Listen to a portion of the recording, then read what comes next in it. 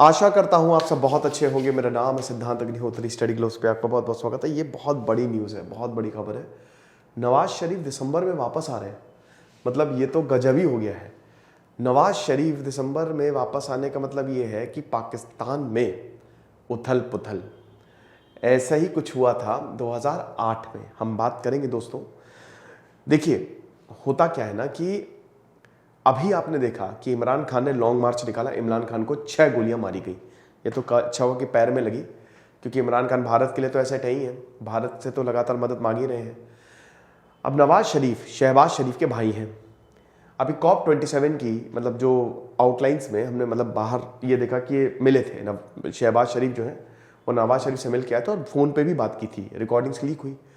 और 29 नवंबर को कमर जावेद बाजवा का टेन्योर खत्म हो रहा है, लेकिन मुझे लगता नहीं वो जाएंगे। कुछ ना कुछ होगा इस नवंबर में, मैं आपको लिख के बता रहा हूं, कुछ बहुत बड़ा होगा पाकिस्तान में। तो मुश्किल है जाएंगे नहीं जाएंगे। लेकिन एक बात तो पक्की है कि जो मिलिट्री है वो अपनी पकड़ तो नहीं छोड़ने देने वाली, चाहे वो जाए चाहे ना जाए। साथ ही साथ नवाज शरीफ और शहबाज शरीफ में यह बात हुई कि अगला आर्मी चीफ कौन होने वाला है। इस पे काफी ज्यादा बवाल भी मचा। देशद्रोह का यहाँ पे रेजोल्यूशन लाया गया कि तहरीक इंसाफ पार्टी द्वारा कि देशद्रोह कर रहे हैं, काफी बवाल मचा। नवाज शरीफ आपको पता ही है कि परवेज मुशर्रफ के समय से एक्टिव है, और आपको पता है परवेज मुशर्रफ जो है उन्होंने नवाज शरीफ को लगभग मरवा ही दिया था। वैसे परवेज मुशर्रफ की बात करें तो भारत के लिए तो बड़ा नाक पे दम उन्होंने किया था, और फिर उसके बाद भारत ने वो पिटाई लगाई है परवेज मुशर्रफ की, भागे सीधा वो। 1999 में आपको पता है कारगिल वॉर हुआ परवेज मुशर्रफ की वजह से। उस समय भी नवाज शरीफ प्राइम मिनिस्टर थे, इन तक को पता भी नहीं था। इससे पहले 1971 वॉर हुआ था, उस समय नवाज शरीफ जो है जस्ट पॉलिटिक्स में आ रहे थे। वैसे आपको बता दूं कि इन दोनों कहानियों को बहुत अच्छे से आप समझ सकते हैं। ये दो ऑडियो बुक्स 1971 पाकिस्तान वॉर, और जैसे मैं कारगिल की बात कर रहा हूं तो कारगिल उस समय परवेज मुशर्रफ ने किस तरीके से स्ट्रैटेजी बनाई थी, और उस समय भारत की आंखों में कैसे इन्होंने धूल झोंकी थी। भैया एक तरफ लाहौर में बस यात्रा कर रहे हैं अटल बिहारी वाजपेयी, नवाज शरीफ से मिल रहे हैं, और दूसरी तरफ परवेज मुशर्रफ ये कर रहे हैं। ये शानदार दो ऑडियो बुक आप सुन सकते हैं। जी हाँ, ऑडियो बुक है तो आप सुनेंगे, कहां सुनेंगे? ये आप सुनेंगे कुकू FM पे। कुकू FM की बात करें तो भारत का सबसे बड़ा ऑडियो बुक प्लेटफॉर्म है। Made in India app, 4.5+ ratings, 10,000+ घंटे का कंटेंट। वैसे इनका सब्सक्रिप्शन बहुत सस्ता है, आप कूपन कोड यूज करेंगे तो इनका सब्सक्रिप्शन और सस्ता हो जाएगा। कूपन कोड है SGS50। डिस्क्रिप्शन कमेंट बॉक्स में लिंक दिया है, जैसे ही आप लिंक को क्लिक करेंगे प्ले स्टोर पे डायरेक्ट होंगे, ऐप को डाउनलोड करिए, कूपन कोड को अप्लाई करिए, जबरदस्त डिस्काउंट का फायदा उठाइए। और बिलीव मी दोस्तों, आपको बहुत ज्यादा मजा आने वाला है, क्योंकि यहां पे ढेरों ऑडियो बुक और बुक समरीज आपको सुनने को मिलेगी। तो अब आपको कोई किताब खरीदनी नहीं है, और वो भी बहुत ही कम दामों में। तो फटाक से इनके ऐप को डाउनलोड करिए। तो हम नवाज शरीफ की बात कर रहे थे।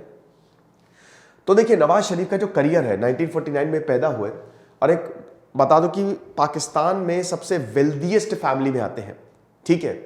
1.75 बिलियन डॉलर्स नहीं, डॉलर्स नहीं, मतलब काफी ज्यादा। अब इनकी नेटवर्थ तो मैं भूल गया हूं, लेकिन पाकिस्तान के सबसे अमीर लोगों में से एक है नवाज शरीफ।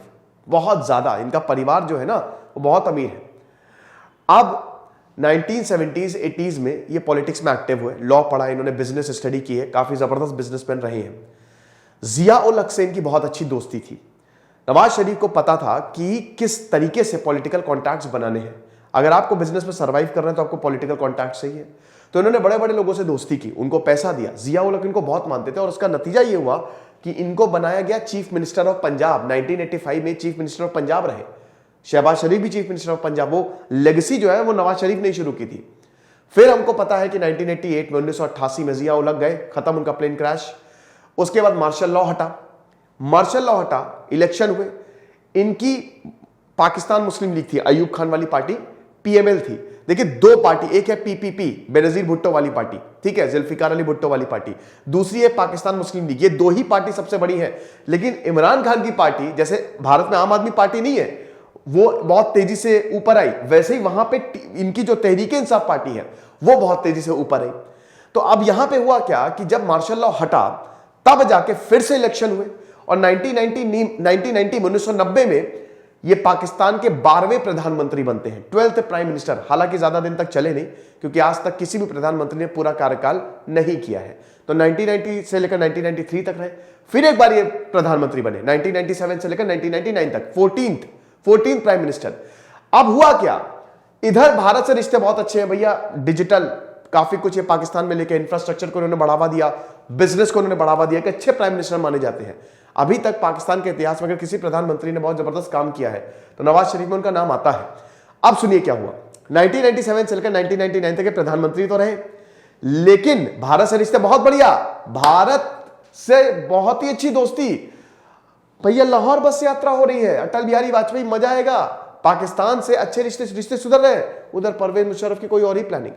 परवेज मुशर्रफ और नवाज शरीफ की एकदम नहीं बनती थी, एकदम आपस में ठनी थी दोनों के बीच में। तो परवेज मुशर्रफ ने पूरी कारगिल की प्लानिंग की, और वो ऑडियो बुक आप सुन ही सकते हैं। तो पूरी कारगिल की प्लानिंग की 1999 में, हमला किया, लेकिन भाई पाकिस्तान को मुंह की खानी पड़ी। हमारी फौज ने कमाल कर दिया, कैप्टन विक्रम बत्रा, मनोज पांडे, योगेंद्र यादव, मैं क्या ही बताऊं, सबकी बायोग्राफी मैंने रिव्यू की है। तो हमने कारगिल पे 26 जुलाई को वापस विजय पाली, विजय दिवस, ठीक है। तो ये हुआ। अब उसके बाद परवेज मुशर्रफ को लगा कि बस तख्ता पलट, चलो तख्ता पलट करते हैं, तख्ता पलट कर दिया। नवाज शरीफ को मारने वाले थे परवेज मुशर्रफ, फांसी पे लटकाने वाले थे। सऊदी अरेबिया से बिजनेसमैन रहे, ये तो सऊदी अरेबिया की क्राउन प्रिंस ने बोला, कहा भैया किधर, किसको फांसी पे लटका रहे हो, फांसी पे ना लटकाना। अमेरिका का प्रेशर था, वरना परवेज मुशर्रफ नवाज शरीफ को फांसी पे लटका देते, आज नवाज शरीफ जिंदा नहीं होते। पूरी प्लानिंग हो गई थी।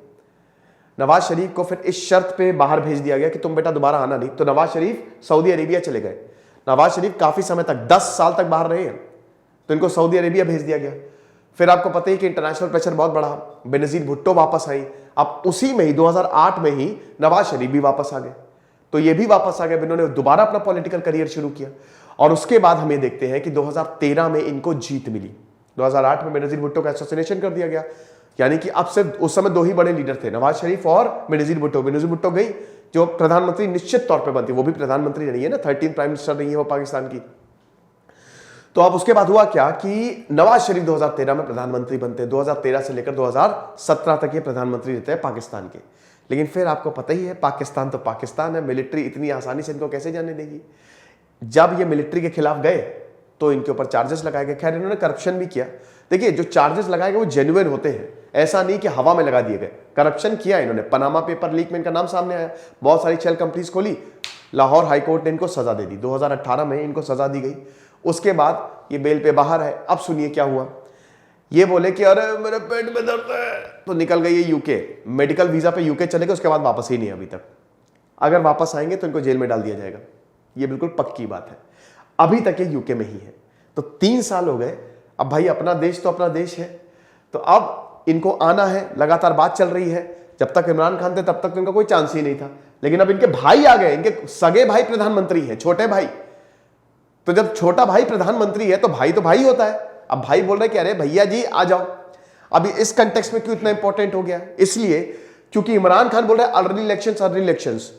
अभी अगर इमरान खान को कोई रोक सकता है वो है नवाज शरीफ। यस, नवाज शरीफ अगर आ गई तो इनकी पार्टी समझ जाएगी, क्रांति तक आ सकती है जैसे 2008 में आई थी। समझ लीजिए सबका सुपड़ा साफ।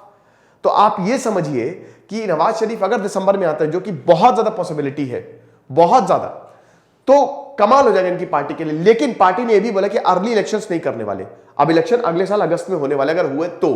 वैसे बहुत इसकी संभावनाएं कम है, क्योंकि तब तक या तो मिलिट्री टेक ओवर कर लेगी, चौथी बार यहां पे मार्शल लॉ हो जाएगा, या कुछ और हो जाएगा। लेकिन इलेक्शंस, अब हम तो यही चाहेंगे कि भाई डेमोक्रेसी हर जगह, हमारे पड़ोस में तो डेमोक्रेसी बरकरार रहे ही रहे, क्योंकि जब तक मिलिट्री रूल आया भारत के लिए बहुत अच्छा नहीं हुआ है। ठीक है, तो ये हिसाब किताब। अब हम ये देखते हैं कि दिसंबर में इलेक्शंस, तो ये तो पार्टी के ऑफिशियल्स ने बोल दिया कि भैया देखो ये आए ना आए, लेकिन इलेक्शन जल्दी नहीं होने वाले। इमरान खान लगातार बोले कि इलेक्शन जल्दी करो, लेकिन हाँ अगर ये आते हैं तो डेफिनेटली, क्योंकि सरकार यहां पे शहबाज शरीफ की है, इनके चार्जेस ड्रॉप होंगे, इनको रियायत मिलेगी, इनको पॉलिटिक्स में आगे किया जाएगा, क्योंकि वर्कर्स कैंपेनर्स ने ढोल नगाड़े, भाई जब ये आएंगे तो इनका बहुत जब भव्य स्वागत होगा, बहुत मजा आने वाली है। आएंगे जरूर, ये देख लीजिएगा, लिख के रख लीजिए आप, दिसंबर में आएंगे जरूर। हो सकता है दिसंबर में ना आए, लेकिन आएंगे जरूर ये। ठीक है, तो देखेंगे ये जबरदस्त क्या कहते हैं कि स्ट्रैटेजी है इनकी पार्टी की। आगे जो होगा जैसा भी होगा हम आपको बताएंगे। तो ये फिलहाल रिपोर्ट्स हैं। 72 साल के हैं वैसे, आपको बता दूं इनकी तबीयत सही नहीं रहती है।